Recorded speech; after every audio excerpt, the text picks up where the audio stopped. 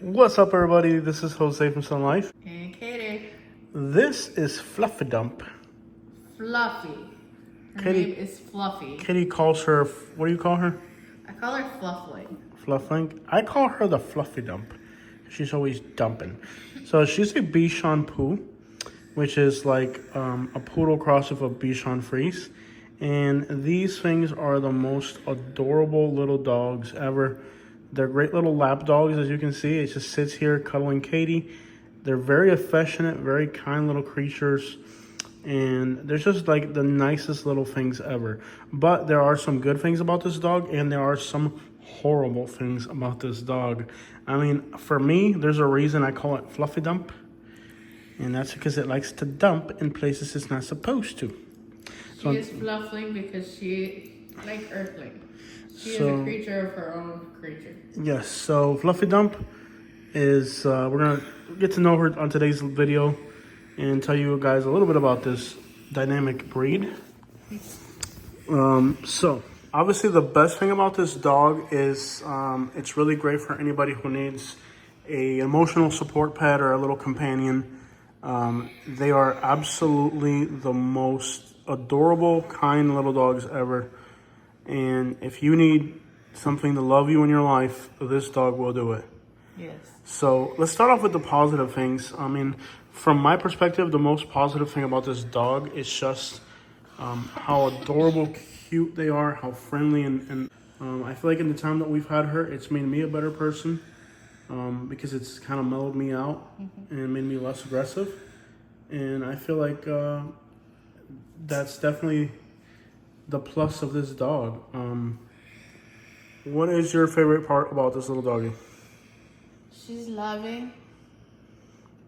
She has these bursts of energy where she starts doing like parkour.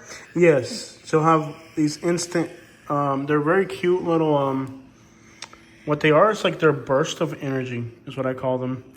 And she'll like run and jump. Don't you have a video of her doing one earlier today? Let's see if we can, there she is. So she has these bursts of energy where she just runs throughout the whole house, and there's just very cute little bursts of energy. She'll like jump on things, and I'm talking like things high up. Yes, she's very acrobatic. So you're supposed to like brush their teeth every day. And you can see, like, you know, the maintenance is really the issue. Yeah. You have to clean their eyes like all the time. Grooming is a nightmare. Every day, yeah. Probably you have to take her to the groomer at least once a month, and that's not cheap. We'll probably end up taking her very soon. Yeah. So I think if you're gonna get one of these Bichon Poodles, you're definitely gonna have to consider having. Obviously, you know, keeping a dog is not cheap, but you're definitely needing a groomer for sure. Like, you're going to need a groomer because, you know, it's a high-maintenance dog. We went with, like, you know, they go with the teddy bears on these. We didn't go with the teddy bear look on her because even though she looks cute with a little teddy bear setup, the real problem with going with the teddy bear setup on her is that for hygiene, we've decided to keep short hair. She doesn't do well with long hair. So she doesn't really do too well with long hair for hygiene. And she does very well with the groomers. Yeah, she behaves herself with the groomers, surprisingly. Fluffy Dump. And we've been training her to do so. Yes. Now, the reason that I call her Fluffy Dump is because she refuses to dump outside her pee. In the time that we have had her, she is crate trained, okay? But in the time that we have had her, she has not gone outside once. So the reason I call her Fluffy Dump is because effectively that she is embarrassed of pooping in front of us. So we have to give her privacy to poop. She poops and pees in her crate. And she is trained already. What's she doing, Fluffy? And we have multiple crates for her. Yes, she has a sleeping crate and she has a bathroom crate, which is not the most effective way, but it did train her fairly quickly, and she is trained. So the issue with Fluffy Dump has really been a tricky one because Do not call that precious girl Fluffy Dump. She dumps. What's wrong with calling her Fluffy Dump? Hideous. So, you know, as like a groomer, like the groomer can make her look really cool because these are like really supposed to be cool looking dogs. The problem with grooming Fluffy Dump has been she does it when she pees in the crate. She kind of walks all over it, and she hasn't figured out not to get pee on her, so we can't really have her all fluffy because it would be a hygiene problem. Fluffy Dumpness, look at the camera. Just call her Fluffy. That's Fluffy her Dump. name. Fluffy. Fluffy Dump. Dumping sounds vulgar. Please. That's what she does. She's a Fluffy Dump. And like, so since we've got her, she hasn't once gone outside or peed even outside. She will only pee or poop in her crate, in the house, or in my truck, which has been a huge problem. She also gets extraordinarily road sick in the car. So vomiting has been a problem in the car. We're working on taking her on short rides, but she's terrified of the truck. So that's a huge problem. Like today, we actually wanted to go to Miami, and well, we can't take her in the car because she gets car sick. And we can't put her in. We could put her in one of those doggy places, but it's like $60 a day. And leave food for that one day and then come back the next day. I would venture to say she's very entitled. Wouldn't you agree with that? Mm-hmm. She's very entitled, and she wants to sleep on the bed with us. And since we got her at night, she's a barker.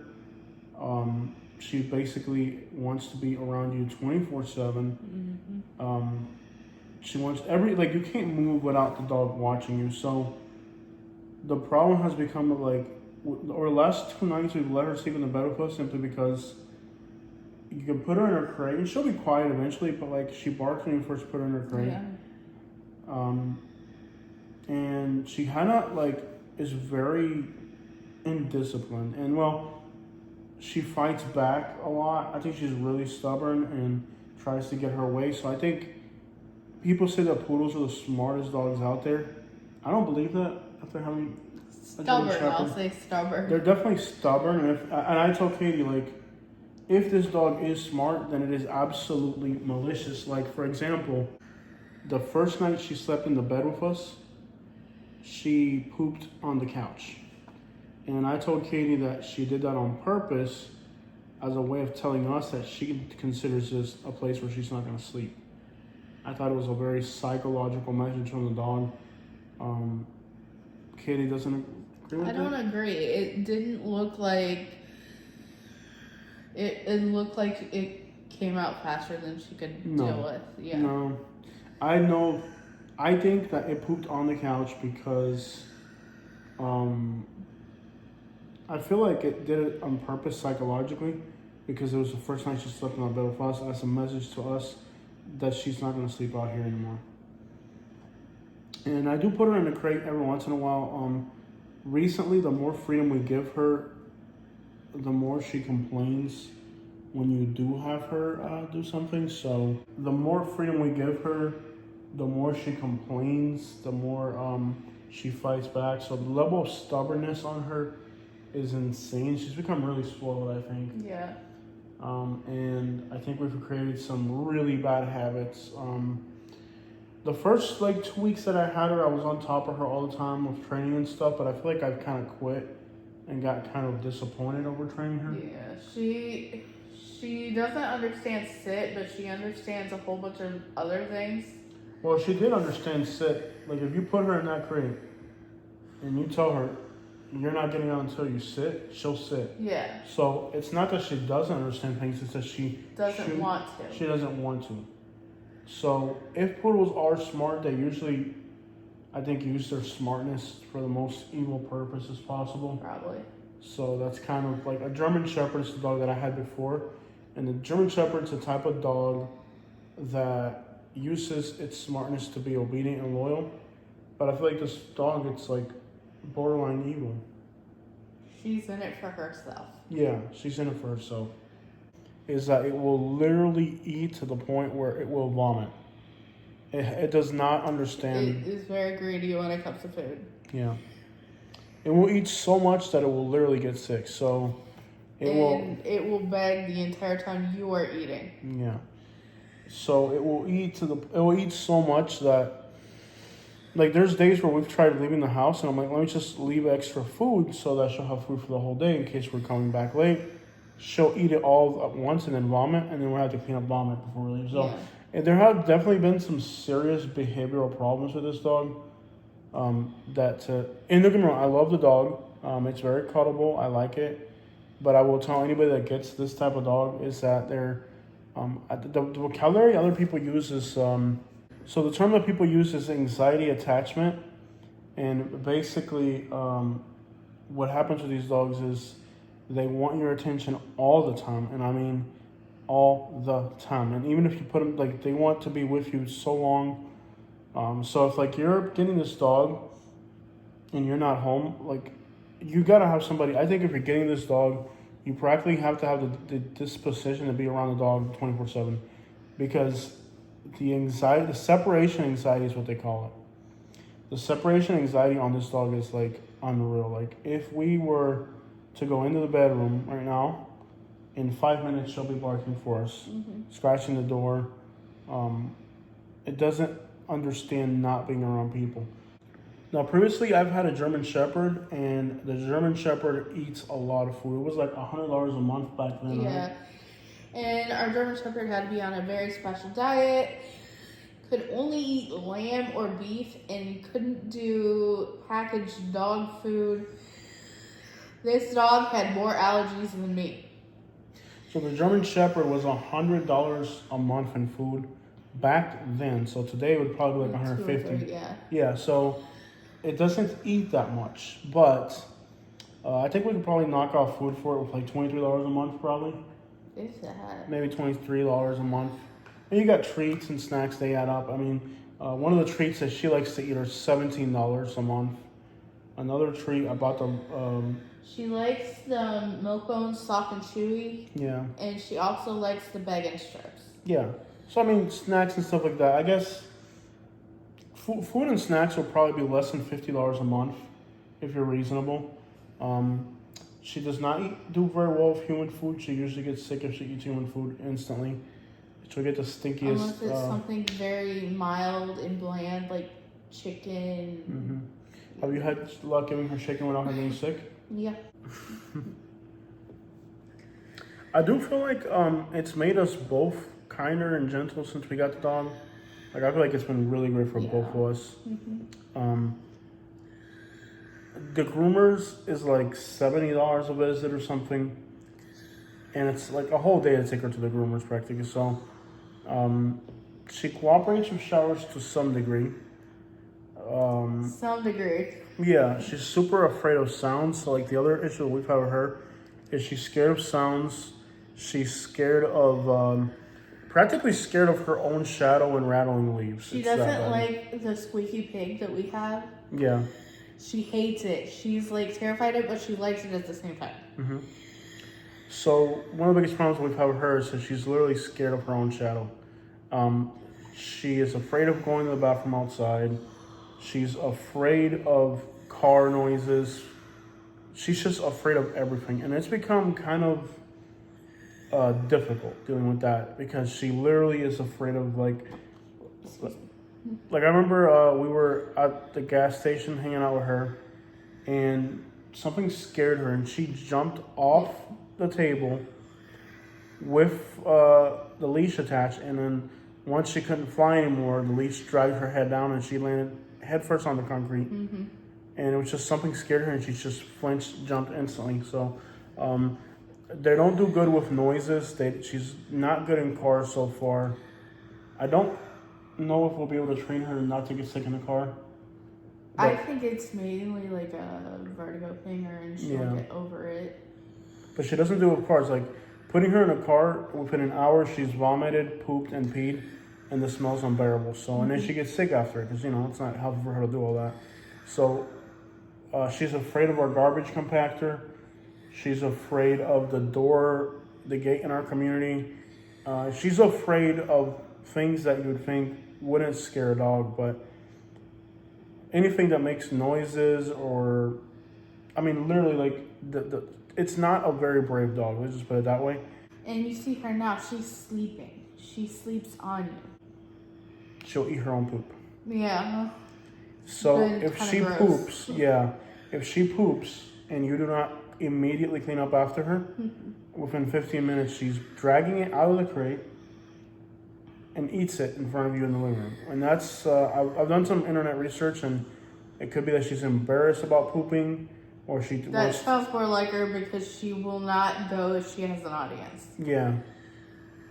So, yeah, like, so I don't know if it's that she's embarrassed of pooping or maybe, whatever. Like, the internet has 1,000 explanations, but if she poops and you do not clean it up, if we're around... She doesn't even like to eat with an audience. Yeah. If we're around and she poops and you don't clean it up, she's eating it. She'll No, get a she's treat alone. and then she'll take it somewhere else to eat it. And she makes you leave before she starts eating. Yeah. So she's very reserved and private. I think behaviorally we have a huge road and journey ahead of us with this dog. It's very cute, very adorable. I don't know if it's going to get any bigger than that. I don't know how much bigger it's going to get. She's like 9 or 10 pounds at this point. Yeah. How old is she now? She's 7 months. 7 months old. So I don't know how much bigger she's going to get. I hope she stays kind of small, to be honest. Yeah. But that's what she does. I mean, she'll sleep and cuddle you all day long. And that's cool. That's great. But the behavioral antics have definitely been an issue. If you've got a Bichon Poodle, let me know if you've been dealing with these issues. I think the good outweighs the bad for sure. Yeah. She's very gentle. She barely barks. Only when she wants something. Yeah. And that's the thing about her barking. It's not like random barking. It's because she wants something. But like, I've let her go for 2 hours. She won't stop barking for 2 hours. Like, if there's something she wants, she has to have it. So behaviorally, it's been kind of a challenge. She's a little greedy at times. Yeah. And so that's kind of an issue. And sometimes we're tired or whatever. Like, you're trying to sleep and she wants something. So we've had to let her... She wants to be with you usually. Yeah, that's usually the problem. And I'm really against, that's okay from the time we got the dog, like, we're not sleeping with the dog, it's never going to happen. And now it happening. wasn't me that said it, it was him. So he's the one that gave in, not me. Well, I gave in, there was one night where I just needed to cuddle it.